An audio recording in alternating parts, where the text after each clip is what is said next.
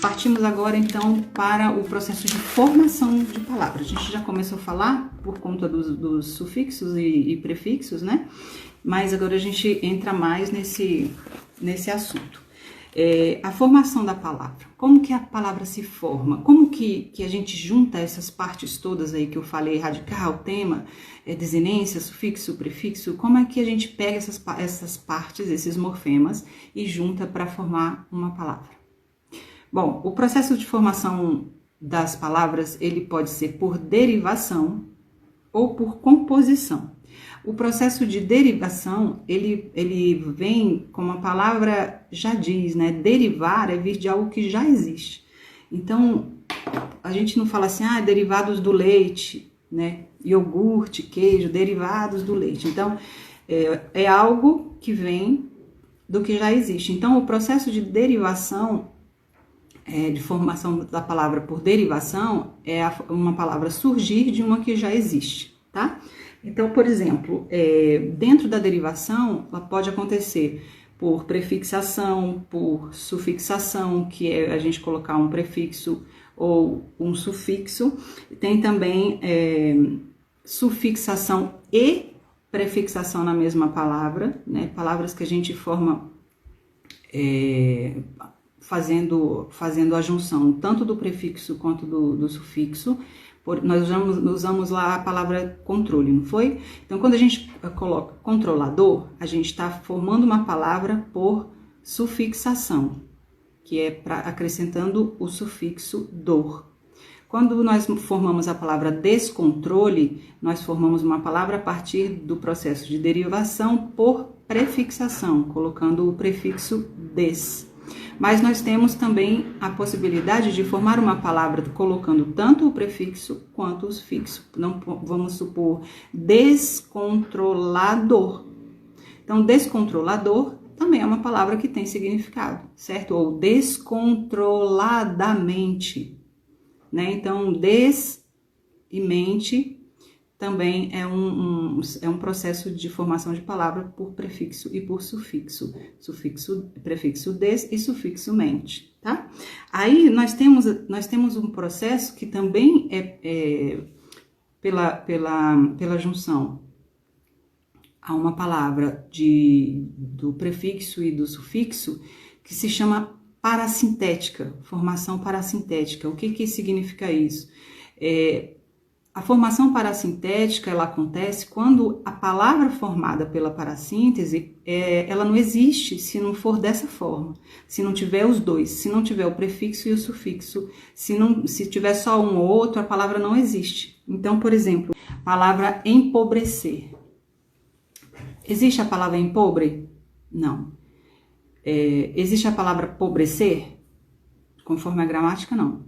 Então, empobrecer, tornar pobre, né? A palavra empobrecer, ela só existe se ela tiver os dois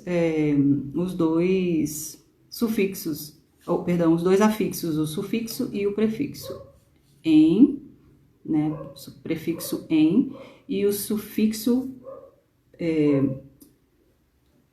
o sufixo é o ser, né? A gente coloca empobre e o sufixo ser, tá bom? Então, a parassíntese, ela é isso, é formar uma palavra nova necessariamente com os dois afixos, tá? Sem os dois, a palavra não existe. Aí, tem também o processo de formação por derivação regressiva. O que é a derivação regressiva? É quando a gente tira uma parte da palavra para formar outra. Por exemplo, a gente tem o verbo, sei lá, amanhecer. Então, a gente tira o R e fica amanhece. Amanhecer é uma coisa, amanhece é outra coisa. Igual ajudar. Ajudar é o verbo. A gente tira o R ali, a desinênciazinha, que é o R, e fica ajuda. Então, ajudar é uma coisa, um verbo, uma ação, né? Um ato, um gesto. E ajuda é o que a gente está dando para aquela pessoa ou para aquela coisa, um substantivo, tá? E tem também a derivação imprópria. O que é derivação imprópria? É você pegar uma palavra que pertence a uma classe e dentro do contexto, de um texto, de uma frase, de uma oração, usá-la como se ela pertencesse a outra classe de palavra. Então, por exemplo, dançar é um verbo, né? Eu vou dançar hoje na festa.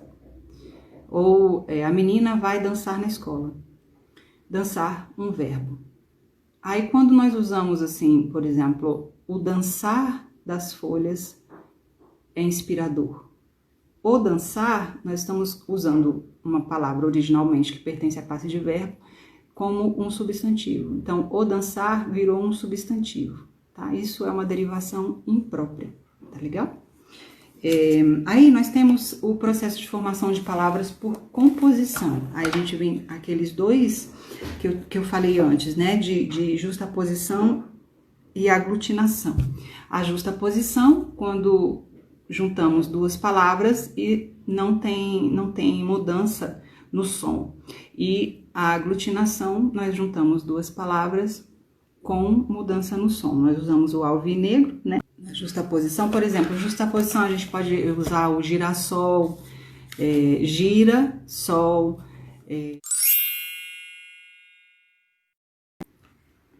Então, o processo de composição, ele pode ser feito de duas formas.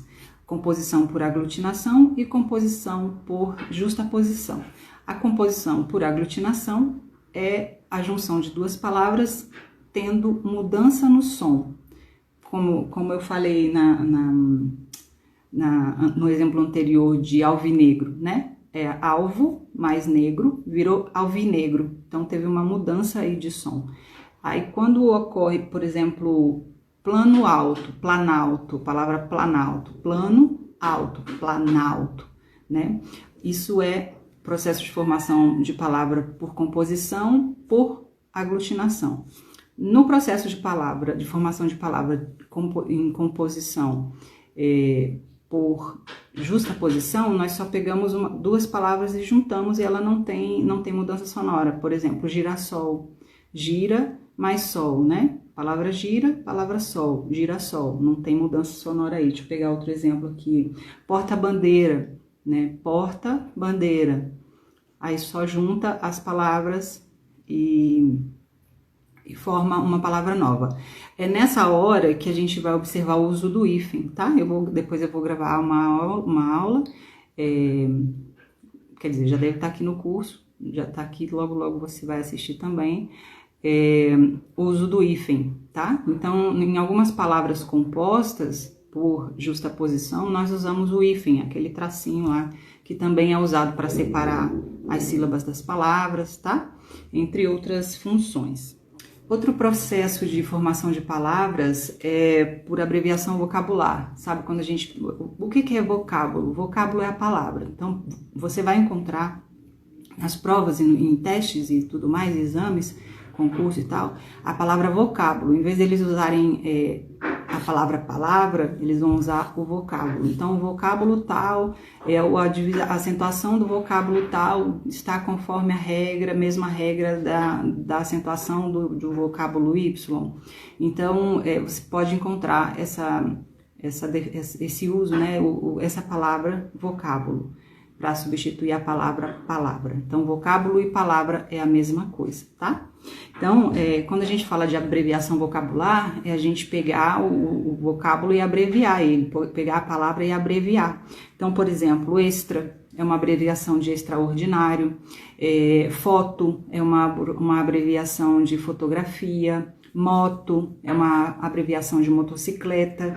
Então, quando nós pegamos uma palavra maior e reduzimos, usamos só uma parte dela, a gente está abreviando. Então, isso é um processo de formação de palavras por abreviação. Aí tem uma palavra que é mais difícil agora, siglonimização. É o processo de palavras, de formação de palavras por sigla, né? Então, siglonimização. Escreve aí bastante para ficar bem claro aí na sua cabeça. Siglonimização, a gente usa a sigla substituindo a palavra. Então, por exemplo, SESC, Serviço Social do Comércio, FGTS, Fundo de Garantia por Tempo de Serviço, CPF, Cadastro de Pessoa Física, tá? Então, isso é uma siglonimização, ok?